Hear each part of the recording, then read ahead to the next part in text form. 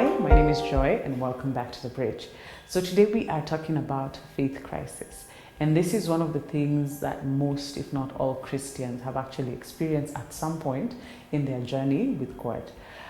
So what constitutes a faith crisis? It is, that point in your journey, in your walk, where you start to doubt God's existence. You start to doubt whether He is good. You start to doubt whether He has a plan for your life, whether He's even in control. And sometimes you even just doubt whether God is good. So this usually happens, either because of suffering or hardship. When you're in a situation where you are having a financial crisis or a health situation, you're unwell and you have been trusting God for healing or for a financial breakthrough and you feel like He's not answering your prayers. And so that actually leads you into a faith crisis, getting to a point where you're questioning God's goodness over your life. You're questioning whether He has a plan for your life. The other thing that actually can lead a Christian into a faith crisis could be loss. Death of a loved one, for example, someone you care and love about, dies, whether it's suddenly or through a long illness, and you start to wonder, God, where are you? Where were you when this person was dying? How could you allow such a thing to happen? Are you even good if you'd allow such a thing to happen? The other thing that could bring about a faith crisis could be things that are happening around us. It could be war, for example, accidents, sometimes, like children perishing either because of drought or famine or even war. And then you start asking God, why would you let innocent children die in such a situation? Are you even good? Are you even there? Are you even in control? Other things that could bring about a faith crisis could be fear, it could be insecurity. It's a number of things that could lead you to that point where you start questioning whether God is good, whether He exists, and whether He has a plan. So today we will look at three men in the Bible who actually had a faith crisis at some point in their journey with God. There are many people who actually had a faith crisis, but for the purpose of this sermon, we will just focus on three. And so the first person is Moses. And Moses, to me, he's the SI unit of having, a relationship with God. Moses used to walk with God. God would talk to Moses one-on-one, as opposed to how, God talks to us now through symbols, through, dreams and all those things. Moses, God would talk to, one-on-one. And he had experienced God, through his journey of taking the Israelites out of Egypt and into the wilderness. God had used him, God had spoken to him, God had manifested His power and His presence through him. And so while they were in the wilderness, when God had provided manna to the Israelites, at some point they started complaining and they said, what is this? Where have you brought us? We were eating better in Egypt. Did you take us out of Egypt to bring us out here to die? Is this the life, you have brought us into? And so Moses got tired of the murmuring. He got tired of the complaining. And so in the book of Numbers, chapter 11, from about verse 14 to 15, we see Moses going to God and telling God, is this what you had set out for me to do? Kill me now, because basically he couldn't take it anymore. And you start to question how a successful person, how a powerful person like Moses would feel that he could not go on with the task that God had placed in his hands. And this was a sense of insecurity basically from Moses, feeling that, I cannot handle this. And that insecurity brought about his faith crisis. So the second person I'd like to talk about who had a faith crisis is Job. And Job, when we look at Job, when the book of Job begins, it describes Job as a blameless and an upright man, someone who was walking with God, someone who was following His commands, someone who was obedient and faithful to God. And Job lost everything. He lost everything until, there's a point where the wife just told him, why don't you just curse God and die? His friends came to him, they mourned, they felt sorry for him because he had lost a lot. He had gone through so much suffering, so much loss, so much pain. And in the third chapter of the book of Job, the whole, chapter is him lamenting and basically cursing the day he was born, wondering why was I born? Why was I born? Was I born so that I may suffer like this? And at that point, he was questioning God's goodness. He was questioning God's plan over his life, asking God, is this why I came out of my mother's womb to suffer the way I am suffering? And at that point, this suffering, this hardship made him to have a faith crisis. So the third person that we will look at who had a faith crisis was Elijah.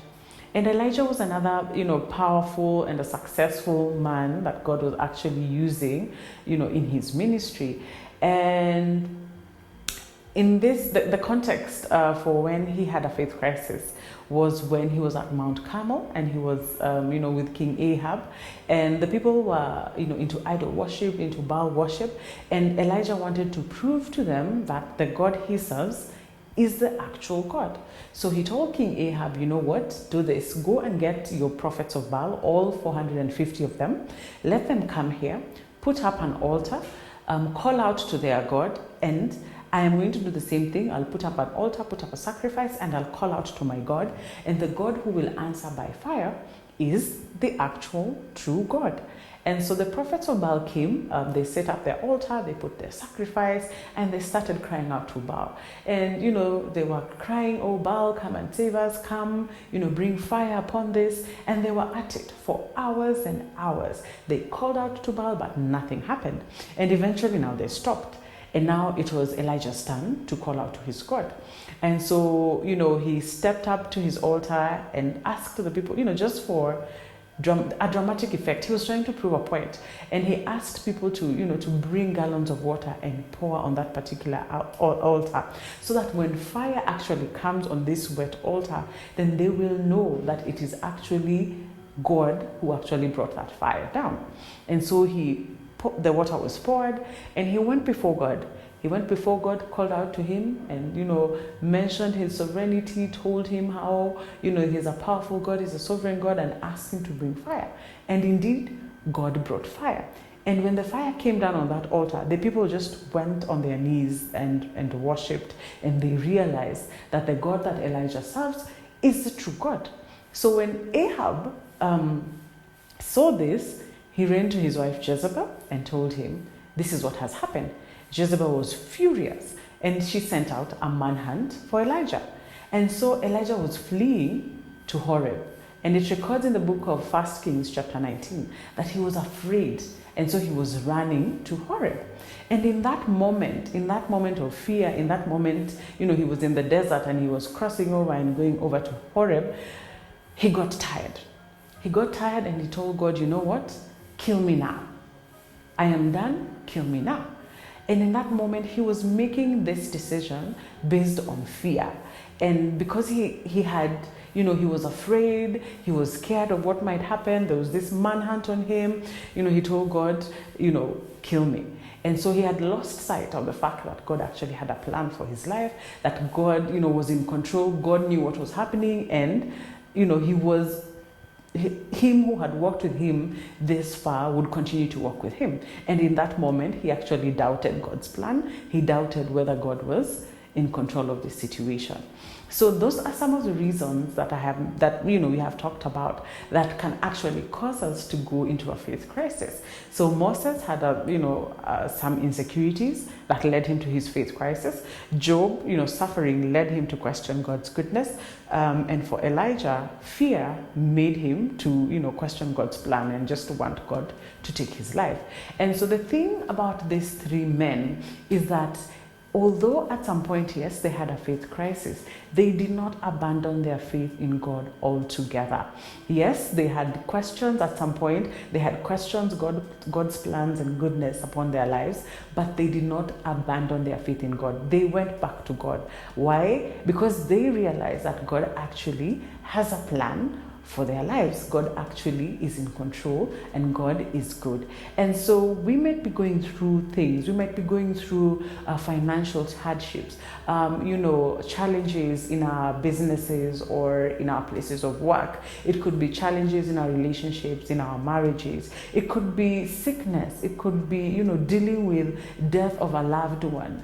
But that can actually lead us into having a faith crisis. And sometimes the things that are happening around us may not make sense to us. We may not be able to understand them. But just because we don't understand what's happening does not take away from the fact that God is still good, God still has a plan, and God is in control. And most importantly, God does exist. So do we get there? We have seen, people like Moses, successful people, people who are walking with God, people who we look up to and we're like, hey, I wish I could be like Moses one day. And that Moses actually got into a faith crisis.